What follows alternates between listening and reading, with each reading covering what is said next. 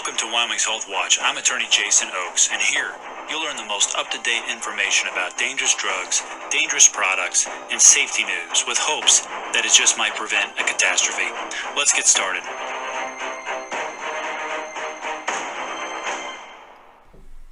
Hello, thanks for joining us. Today we did a deep dive on information about vaping contained in the New England Journal of Medicine, which is for those of us who routinely do medical malpractice cases and even product liability cases on the medical side of things, we're very familiar with.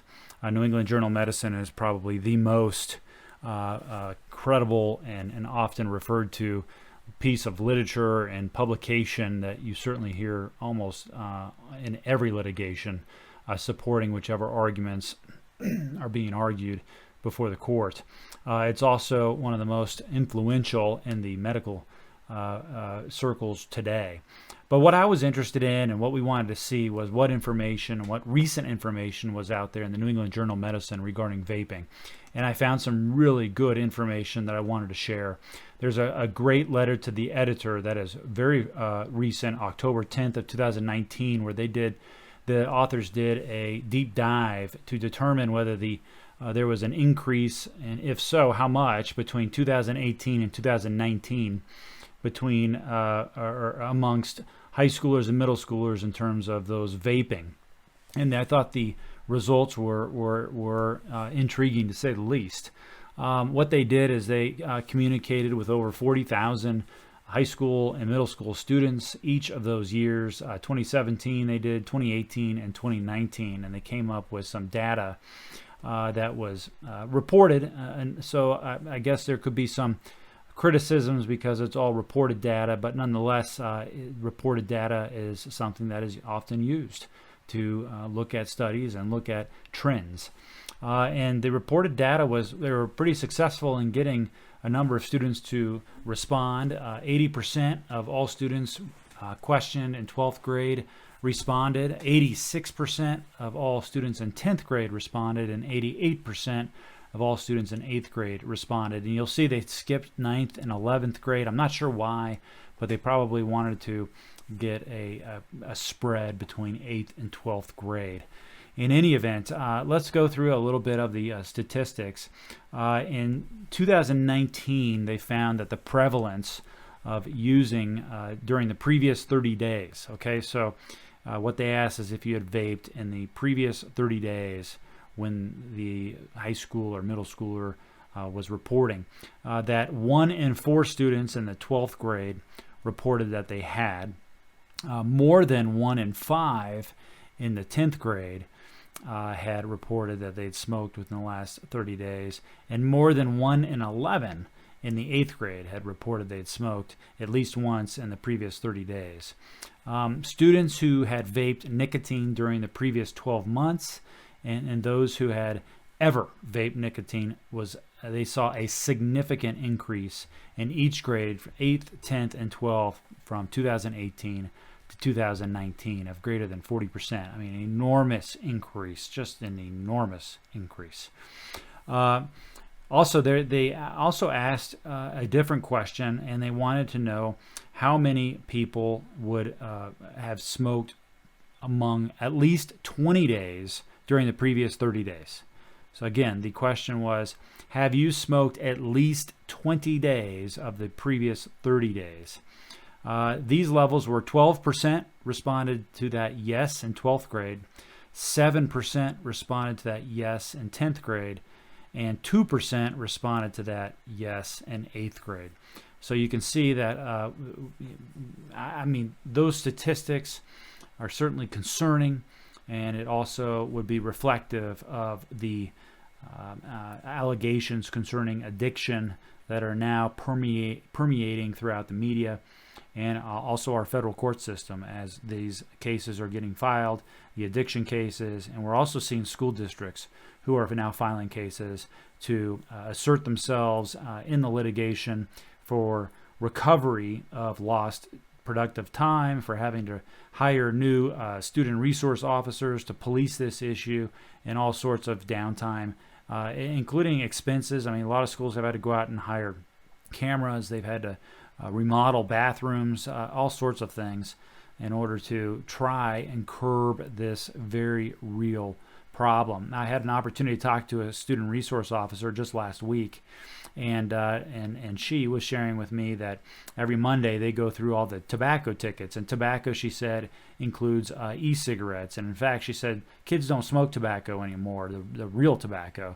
They've all transitioned over to vaping, but nonetheless, it still comes up as a tobacco ticket. And there were every Monday morning they go through all of these tickets that they have to contend with in front of the circuit court judge, where the kids have to show up and get an earful from the judge. And of the 21 tickets that were pending this past Monday, 16 of them were vaping. So it's a huge issue. The schools are way behind in trying to figure out how to deal with this issue. Bathrooms are being referred to as jewel rooms, so the kids will be able to text each other, meet me in the jewel room. They know what that means, but the school officials don't know what that means.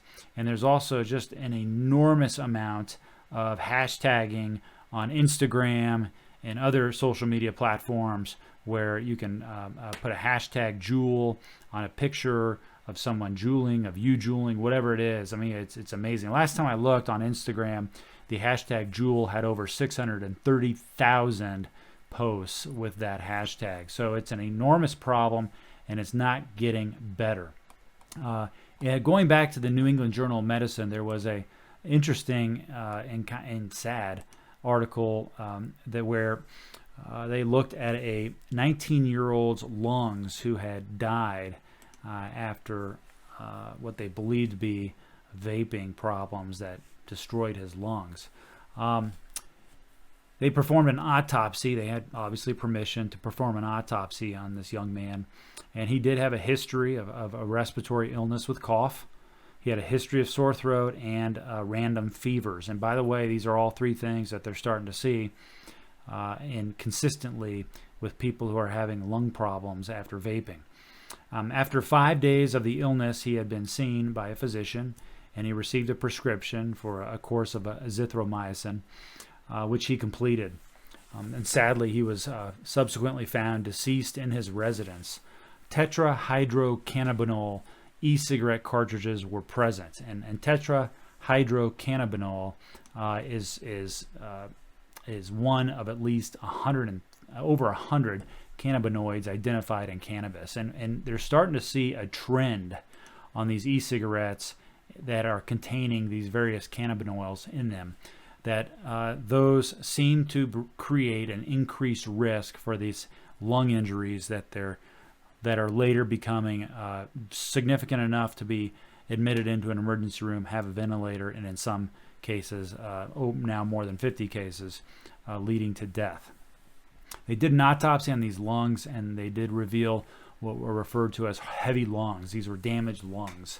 And they found that there were changes that were characteristic of an acute lung injury. They found macrophages containing lipid and granular brown and black foreign material that were present in the tissue. And there was damage that was consistent with a lung injury. The description of untreated vaping-associated lung injury was examined, and it was concluded that this was the cause of death of this young man and this young individual, which is becoming all too common, frankly. 50 cases of people dying from this condition is something unheard of. It is something that has got all sorts of physicians and others baffled by how this is happening and how it's happening so quickly. I've talked about this in the past, but there's a new lung condition that's evolved, and you will see it in the medical literature, called EVALI. That's EV as in Victor, ALI, EVALI. EVALI is simply an acronym for e-cigarette vaping lung injury. And you're starting to see this not only in medical literature in the New England Journal of Medicine, but you'll start seeing it in children's use medical records when they go in, they're examined, and doctors are scratching their heads wondering why they're feeling ill and having breathing problems and fever. And of course, it presents like they just have a flu or just have kind of just a rundown condition. Yet it's often diagnosed with honest disclosure that they've been vaping and a chest X-ray to see what's going on with the lungs. And it can rule out with the chest X-ray that it's not pneumonia, because certainly the two present very similar to one another. So the information contained in the New England Journal of Medicine has been very helpful. It has not been encouraging, to say the least. We've seen certainly a jump in our 8th, 10th, and 12th grades, smoking and vaping from last year to this year, which would indicate that the FDA's requirement for nicotine warnings on these boxes of Juul e-cigarettes and other e-cigarettes has not been effective, nor has just getting information out to our youth about how this can damage them and frankly damage them forever. We'll continue to provide up-to-date information on this developing area. We are very interested in looking for ways to communicate and educate youth all over the country why they should not be utilizing these devices and how it can literally change their life forever. Thank you for listening. If you'd like to listen to any of our other podcasts or look at our videos, please go to WyomingHealthWatch.com. I'm Jason Oakes. Have a great day.